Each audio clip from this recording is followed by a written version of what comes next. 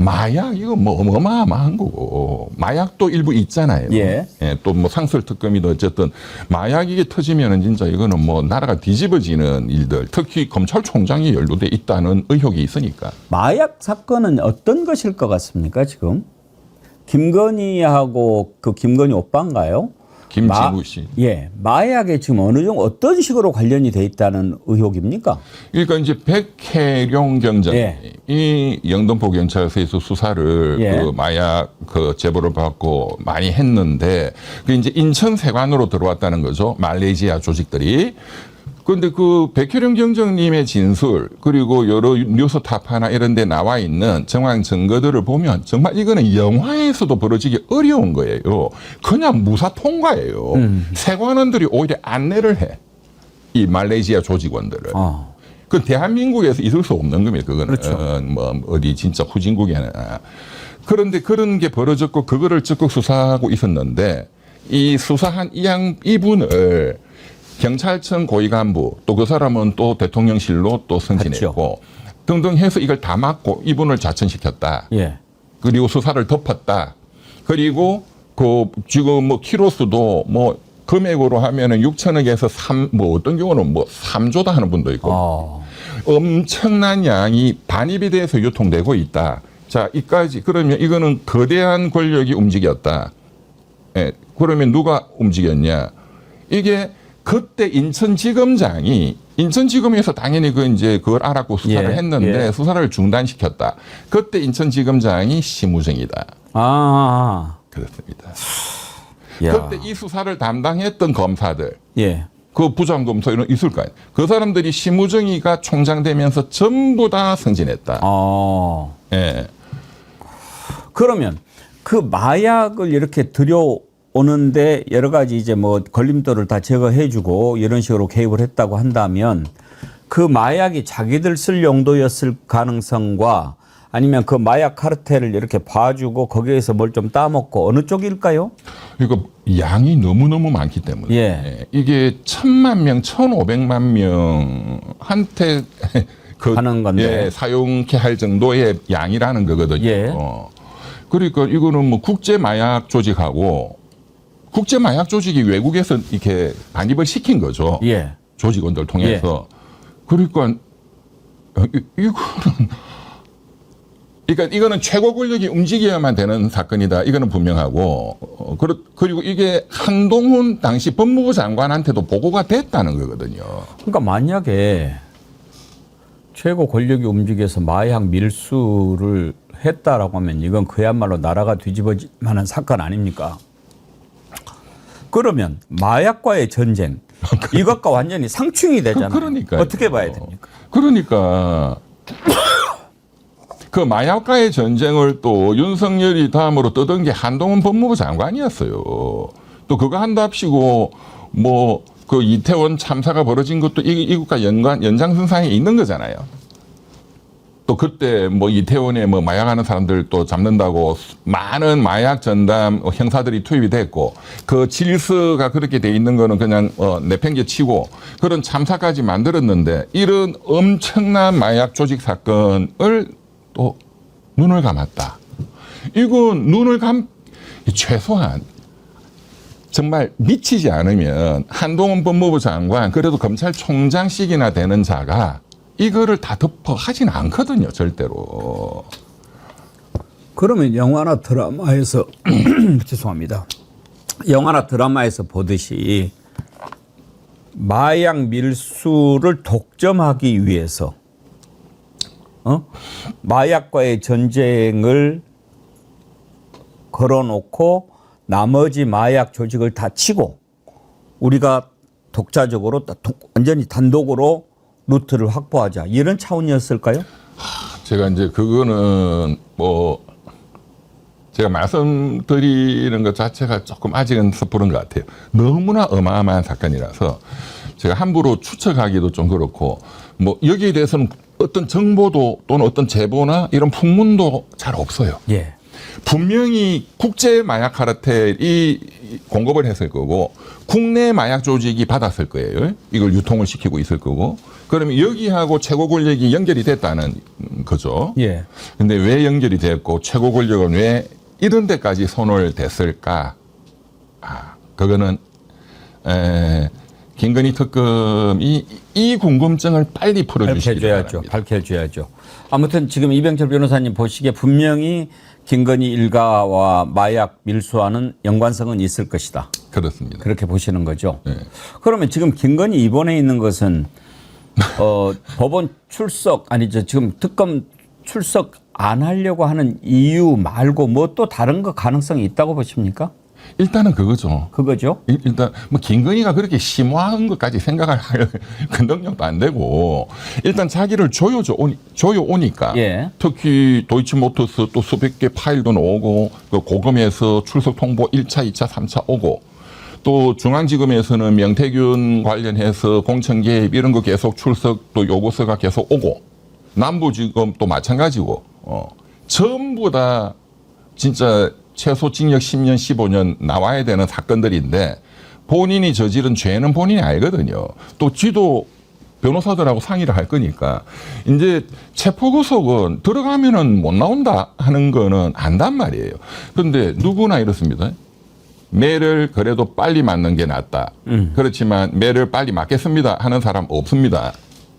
뭔가 계기다 보면 또 뭐 무슨 좋은 일이 생길 수도 뭔 있겠죠. 수가 나오지 않을까. 그런데 서울 아산병원에 들어가서 누운 거는 본인들이 그 병원을 완전히 불을 지른 거잖아요. 그렇죠. 의료대라. 예. 남의 집에 불 질러 놓고 그 집에 들어가서 들어 누운 거예요.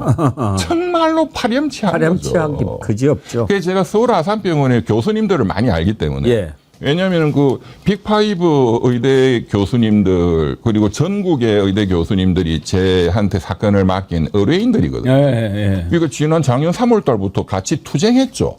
서울 아산병원 교수님들이 빅5 중에서 제일 열심히 투쟁했어요. 빅5가 대한민국에서 제일 큽니다. 삼성병원보다도 매출이 더 큽니다. 그게 현대가 만든 건데. 그리고 세계적으로 고난도 수술을 할 수 있는 의료 인력이 통계 나오는 거 보면 아산병원이 1등이에요. 예. 삼성, 뭐 서울대병원 이렇게. 그 아산병원 교수님들이 또 열심히 투쟁도 하셨고 그래서 저하고 친한 분이 많거든요. 최근에 막 전화를 많이 서로 주고받았어요. 그 아산병원 의료진들, 간호사들, 그 인력들 전체가 전부 다 모이면 다 그 얘기를 할 거 아닙니까? 전부 하는 말은 저 여자 왜 왔냐. 그러니까요. 병원장은 좀 빨리 내보내라. 뭐 특별한 병도 없는 것 같은데. 그런데 이제 주치의만 그 의료 정보는 알 수 있는 거니까요. 뭐 컴퓨터로 접근도 절대로 안 되는 거고. 그런데 그간에 한 수개월 전부터 외래 진료를 받아왔다. 이거는 팩트인 것 같아요. 예. 왜? 그러니까 어느 교수님 말씀이 그것도 다 이런 걸 대비해서 한 것일 거다. 입원을 위한. 예. 지금 김건희 관련해 가지고 마약 관련된 얘기가 계속 나오지 않습니까? 네. 혹시 들으셨죠? 네. 어떤 내용입니까 지금? 제가 뭐 구체적으로까지는 잘 모르지만 들으신 것 좀 알려주세요. 아니 그것까지는 잘 모르겠고요. 제가 백혜령 마약을 예. 추적했죠. 제가. 그러니까요. 제가 기재위에 있었고 예. 인천 공항으로 들어올 때 이렇게 검색대가 있습니다. 이 검색대가 모자란다면 저에게 요청을 해서 제가 검색대를 늘리는 예산을 만들어 줬어요. 그래서 인천 세관을 불렀죠. 예. 세관을 불렀죠. 도대체 이게 무슨 일이냐. 마약을 몸에 칭칭 감고 들어왔는데 어떻게 검색대를 통과 안 시킬 수가 있느냐라고 했더니 의원님 검색대가 몇 개 안 돼서 미친 거예요. 그러니 인천 세관이든 세관이 그렇게 말하는 것도 말이 안 됩니다. 그럼 지금도 그럼 그렇게 생각하느냐. 검색대가 몇 분 된다고 외국에서 오는 마약사범들과 이런 거를 당연히 검색대를 통과해서 찾아내야지. 그런데 어떻든 그렇게 검색대를 통과시키지 않고 그 마약사범이 들어와서 거기 하여간 맞이하는 사람이 이 사람을 데리고 나가서 택시까지 태워서 보냈다는 거 아니에요. 예. 마약을 들고 온 사람이. 그랬을 때 이 내용을 수사한 게 백혜룡인데 백혜룡이 이 수사를 하는 과정 속에서 수사를 무마시키려고 했던 자가 하나 예. 있었고 그 조병로 예. 그 자의 뒤를 봐준 게 이종호였다. 예. 그럼 이 이종호랑 연결된 건 누구냐? 김건희다. 예. 그때 이종호가 V0 얘기를 합니다. 예. V1, V0를 얘기하는데 예. 그럼 V0였는지 V1은 누구냐라고 얘기했더니 그거는 김건희다라고 예. 얘기를 합니다. 그러면 이 과정 전체에 김건희가 연루되어 있는 것이냐? 왜냐하면 이종호, 조병로가 있었기 때문에. 예. 그래서 이 얘기가 끊임없이 나온 거죠. 그런데 이 마약이 어디에서 온 거냐? 말레이시아에서 온 겁니다. 예. 말레이시아에서 오는데 74kg인가가 대한민국에 유통되었고 그것을 잡아낸 게 백혜룡이고 말레이시아에서 오지 못하고 거기서 검거된 게 100kg입니다. 근데 말레이시아에서 누가 일을 하고 있느냐? 딱 여기랑 연결돼 있는 건 아니지만 김건희 오빠가 어떻든 말레이시아에 있다. 그러니까요. 여기까지가 지금까지 나온 이야기고 그 다음 나온 이야기가 이제 강릉 배에서 1000톤이 발견되었다는 얘기고 그 다음 나온 이야기가 평택에서 이제 평택이 터진다고 그러잖아요. 네 평택에서 마늘 이야기가 나오는데 예. 마늘과 마늘 사이에 제가 아직 거기까지는 못 봤습니다. 예. 마늘과 마늘 사이에 무엇이 나오면 예. 그것이 어마어마한 것일 거다라고 하는 이야기가 나오는데 좀 더 그 부분은 아직 제가 체크는 못 해봤습니다. 만약에 마약 게이트까지 번진다고 그러면 진짜 나라가 뒤집어질 만한 일 아니겠습니까? 그런데 이제 최병 관련된 것은 우리가 이제 물론 수사로 다 밝혀지겠지만 지금 우리가 어느 정도 파악한 것은 임성근이를 살리려고 이종호가 김건희한테 부탁을 했고 김건희가 윤석열 쪼아가지고 윤석열이 경로해서 이렇게 만든 거라고 이제 생각이 되잖아요. 그런데 마약 관련된 것은 이종호가 안 낀 데가 없으니까 이것도 좀 마약 해가지고 김건희한테 이거 좀 봐줘 이렇게 해서 했을까라고 생각을 했는데 김건희 오빠가 말레이시아에 있다. 이건 또 김건희가 직접 개입된 게 아니냐 이런 생각을 할 수밖에 없지 않습니까? 만약에 김건희가 마약을 직접 뭐 이렇게 하는 것에 관련이 돼 있다고 한다면 이거야말로 이거는 뭐 사건도 보통 사건 아닌 거 아니겠어요? 보통 사건이 아닌 거죠. 그러니까 설마 대통령 마누라가 마약을 밀수를 했다? 너무나 큰 사건이라서 지금 의원님 조심스러우신 거죠? 그렇습니다. 예. 근데 강릉 배에 1000kg가 드러났다. 그 얘기는 들으셨잖아요. 예. 그런데 그 다음 얘기가 없어요. 그걸 지금 살펴봐야 됩니다. 마약이 1000kg가 있는 배를 잡았다. 이렇게 했는데 그 다음 얘기가 없다는 게 이상한 거고요. 그래서 그거부터 찾아내야지 되는 거죠. 그런데 이제 말씀처럼 마약 관련한 그 수사 외압, 백혜룡에 대한 수사 외압이 있을 때 조병로가 끼었고 조병로 뒤에는 이종호가 있었고 그럼 이종호는 김건희의 자금 관련 예. 담당인 블랙퍼스트 인베스트먼트 그러니까 거기에 인베스트에 블랙펄 인베스트의 그 대표로 있는 자이고 그리고 지금 도이치모터스 주가 조작에는 김건희가 연루되어 있는 게 나왔고 녹취가 뭐 주범이죠. 주범이죠. 예, 주범. 예. 원래 주범이었는데 이번에 40% 얘기하면서 주범의 얘기가 나왔고 거기 이종호가 안 낄 수가 없는 거잖아요. 그럼 이 마약 부분도 왜 어떻게 백혜룡 거를 무마를 할 수가 있어요. 마약이 몸에 감고 들어오는 마약은 인천세관이고요. 김해 통해서 또 들어옵니다. 김해 공항 통해서 들어오는 것도 또 몸에 감고 들어오고요. 근데 또 김해 공항 통해서 들어오는 게 뭐가 있냐면요. 도마에다 마약 넣어 갖고 들어옵니다. 이게 74kg이 4kg씩 6명이 했다. 그럼 6, 4, 24. 24kg입니다. 남은 것들은 김해에서 또 몇 명 있고 남은 건 도마예요. 도마. 이게 화물로 들어옵니다. 예. 화물로 들어오는데 어떻게 그게 안 찍히죠? 화물은 다 투시하잖아요. 사람은 또 빼냈다고 쳐. 투시합니다. 투시하는데 어떻게 이게 안 찍히고 도마에 들어있는 게 들어올 수가 있습니까? 그런데 이제 하나 더 거슬러 올라가면 저거 있잖아요. 이태원. 마약과의 전쟁을 한다고 했잖아요. 근데 그날 이태원에 가서 제가 이제 그때 이태원 때 체크를 했는데요. 서울경찰청에 있는 과장이 있습니다. 부장인가 과장이. 전부 다 마약 조끼를 입고 나갔는데 예. 자기네 50명이 거기로 나갔다는 거예요. 근데 한 명도 못 잡은 거잖아요.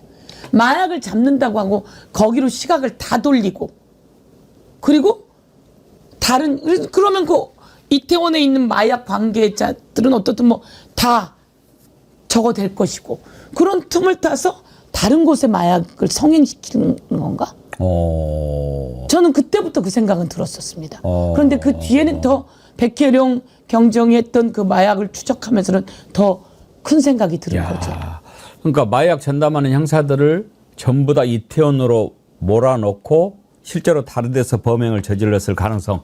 그러니까 아니 다 거기로 갔고 예. 그리고 사람들은 다 몰아가지고 사람들이 그 생명을 달리하게 어마어마한 사건을 터뜨리고 근데 거기 가서 마약은 한 명도 잡지 못했거든요. 예. 근데 거기다 그렇게 하는 이유는 뭔가? 그럼 다른 데에다가는 여유를 주는 것 아닌가? 이런 생각을 안 할 수가 없는 거죠. 예. 인천세관에 몸에 칭칭 감고 들어오는데 그거 어떻게 들어와요? 그거 보셨어요? 몸에 감고 들어올 때 그 사람들이 피 흘리는 거?